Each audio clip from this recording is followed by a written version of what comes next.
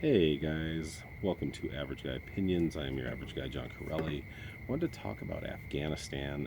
Obviously, it's been in the news. It may not be the hottest take that I'm doing it probably a couple weeks before it was really hot in the news, maybe a week ago. Um, as you know, the Taliban has taken over the entire country. Um, the Taliban has been in the news for the last 20 years, ever since they were apparently the ones behind 9/11. They're obviously not very nice people. And the irony is that we may have helped put them in power. I'm going to get back to that.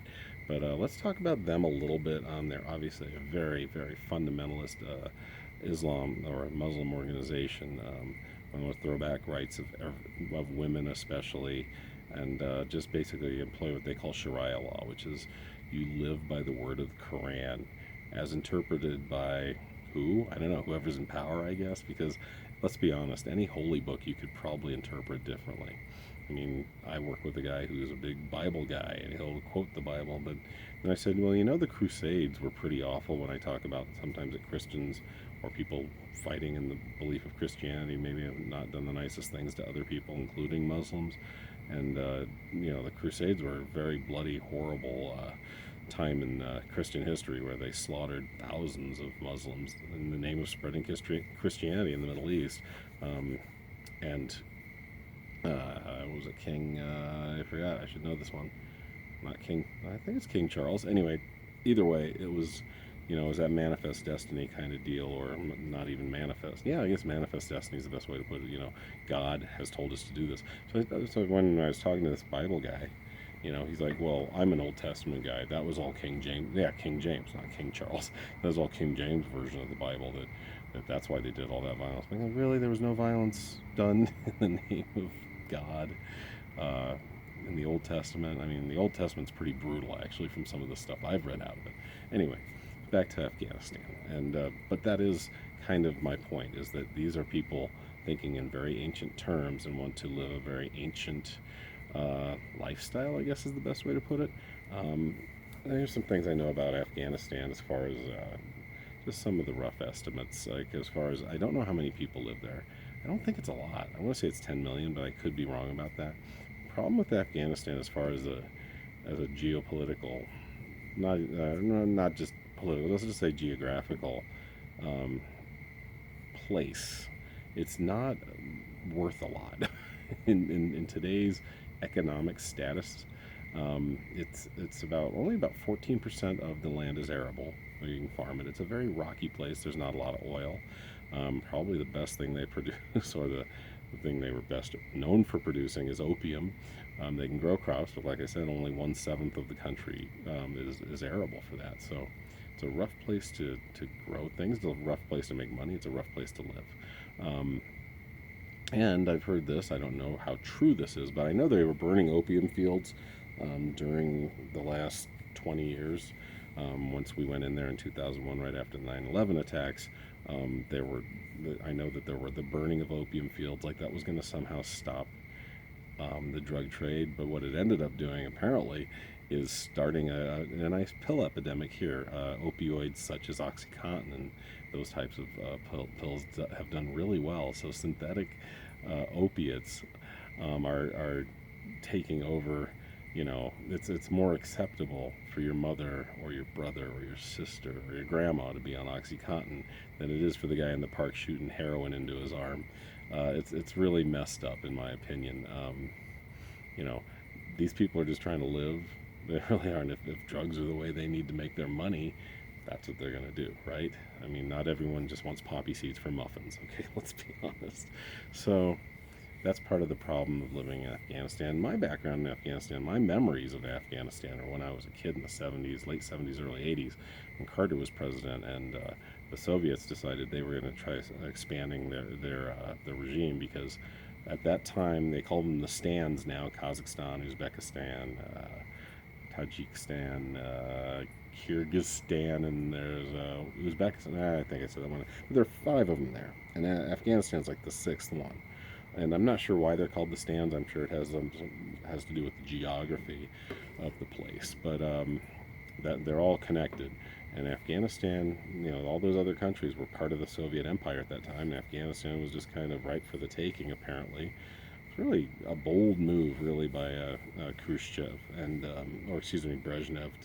I think it was Khrushchev going into Brezhnev in the 60s and 70s, and so they wanted to keep those expansionist policies going. And the United States kind of said enough is enough. I mean, I'm not saying we're completely innocent in this thing. I mean, you could see all over the world where we corrupted elections. If you ever look into Chile and Pinochet, look into that, because it's really horrible what we did there in 1973. But back to Afghanistan, we had CIA guys down there, ironically, getting their baddest ass guys to fight the Russians. Those guys eventually became the Taliban, right? I mean, even if they didn't eventually become the Taliban, that's what happens. You get the meanest guys, you arm them well, you train them well. You just might end up with a militia in the very place you were trying to protect from your sworn enemies, the Soviets. So watching that when I was a kid was interesting. They boycotted our Olympics. We boycotted their Olympics. We did first, actually. The Olympics were supposed to be in Moscow in 1980. It was pretty exciting because at that time, I even remember this when I was a kid. The Olympics were like a showdown between the superpowers. It was a big deal. The Soviets, like when we beat, when we beat them in 1980 in Lake Placid, that was a big deal because we hadn't beaten them since 1960 in the Olympics. So I think they had won the gold all throughout the 60s and 70s. I shouldn't say if I remember, but I believe that's correct. And then we beat them in 1980, Miracle on Ice, as everyone knows. And so there was going to be a showdown, hopefully, in the summer of that year in Moscow, and we boycotted it because of them invading Afghanistan and not backing out of there. So we boycotted them. They boycotted us in 1984, and then after that, things started cooling off between the superpowers. Reagan took a very firm stance with the Soviets. It worked, I guess. Eventually capitalism beat communism, but looking at where we are now, I don't know. But back to Afghanistan. I only got 3 minutes, and I know it's really easy to go tangential on a country that you sort of know a little bit about, but you more know it through your view as an American, and somewhat my view, like I said earlier, as a guy who has a degree in history, and like I say, maybe knows more than the average person, but not a lot. But if you want to get to know more than the average person, a great book. Well, first of all, there's The Kite Runner, which is great and brutal and depressing. That's a really good book, too. But the book that probably very few people have heard of and I read and I was really impressed with was it's called Confessions of a Mullah Warrior. And the guy's name is Masood Farivar. And it's just a good read. It's basically his biography. But he participated, I think it was in the 80s, he participated. It's really cool when you just see talk about another average guy that's done a lot more than I have, but when you talk about average people with warfare, it's not like a John Wayne movie. It's not like Saving Private Ryan. It's very, very outer limits what a lot of people do. Not outer limits like the sci-fi TV show, but outer, like The Fringe. Like he talked about, like, people are always going, "Oh, you were in the war?" He's like, "Yeah, I literally gave mortar shells to a guy that knew how to load the mortar, and he loaded them and fired them, and I just did this."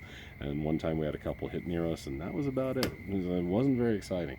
The old saying is, that war is long stretches of boredom punctuated by moments of terror, and that was exactly how he described it. But yeah, once again, his name is Masood Farivar, and the book is called Confessions of a Mullah Warrior, and he gives a lot of insight to his upbringing there. He was a son of, I believe, a mullah, which is like basically, I think it's like a priest level type of. It's like almost like like a priest, but he's also an educator. They're very big in the community there. If you're a mullah, it's a big deal. You're almost like the mayor of your little neighborhood in a sense. People look to you for advice. People look to you for often to borrow money or help with their education or get their son a job or stuff like that. They're kind of almost, like a mini mafia guy, except with more legitimacy. But it was interesting talking about his family and the ins and outs of Afghan society. I need to reread it because I've honestly forgotten a lot about it. It's been about 5 years since I read it. But if you ever get a chance to, it gives you good insight to Afghanistan. Way better than I just gave you. That was my little take on Afghanistan. I will say this, that at the beginning I wanted to say, and I didn't, that Biden's not really getting a fair shake from the media about this, in my opinion, because a year ago Trump was ready to pull out of there too. This is also my little political soapbox where I say if we just put maybe half of our military budget into supporting the UN, it makes us look a lot better because it doesn't make us look like occupiers there for our own interests. We're sending those blue helmeted dudes in there to handle things if they get hairy, and it also looks way more legitimate to the people within the country. I'm not saying we're not loved, but we're also hated.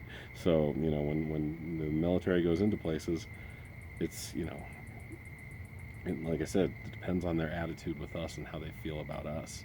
It can go good and it can go bad. Frankly, I'm glad we're out of there. I do feel bad for those people, though. It's Saigon all over again, in a sense.